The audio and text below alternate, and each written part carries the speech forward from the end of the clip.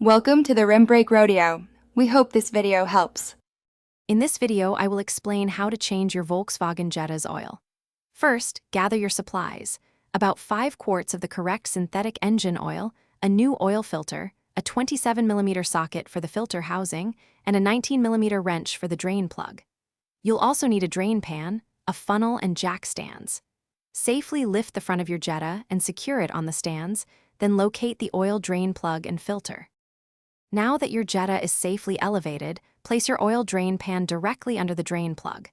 Using a 19mm wrench, carefully loosen and remove the plug. Be cautious, as the oil may be warm.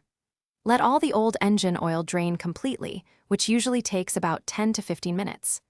Once drained, clean the area, replace the drain plug with a new washer, and tighten it to 22 foot-pounds. With the old oil drained, it's time for the filter.